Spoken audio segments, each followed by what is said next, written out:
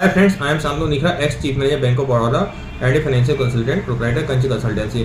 तो आज बात करेंगे इनकम टैक्स फाइल करना किसको एप्लीकेबल होता है और किसको एप्लीकेबल नहीं होता।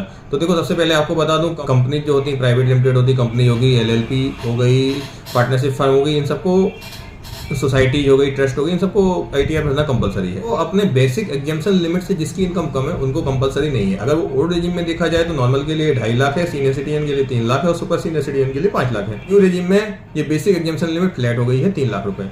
तो अगर इसके अंदर आपकी इनकम है तो आपको इनकम टैक्स रिटर्न फाइल करना जरूरी नहीं। हाँ, लेकिन अगर इनकम इसके अंडर में लेकिन आपका कोई टीडीएस कटा है तो आपको इनकम टैक्स रिटर्न फाइल करना चाहिए टीडीएस रिफंड के लिए।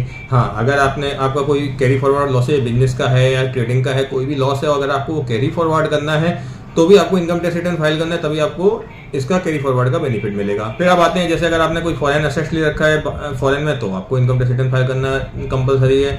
अगर आप फॉरेन में कोई कंपनी में साइनिंग अथॉरिटी है तो आपको इनकम टैक्स रिटर्न फाइल करना जरूरी है।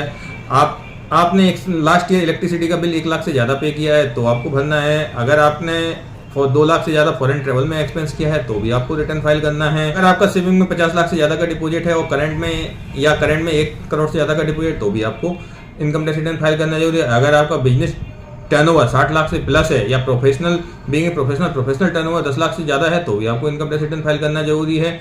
फिर एक कंडीशन और है, अगर आपका टीडीएस है, टीसीएस किसी साल में डिडक्ट हुआ है वो 25,000 से ज़्यादा है तो भी आपको कंपलसरी है। सीनियर सिटीजन के लिए लिमिट ये 50,000 है। तो ये था हमारा वीडियो, इनकम टैक्स में किसको रिटर्न फाइल करना जरूरी है और किसको नहीं है। और हमारे कच कंसल्टेंसी अदा ये सर्विस प्रोवाइड किया थी, तो आप हमसे भी कंसल्टिंग कर सकते हैं पेड सर्विस के लिए।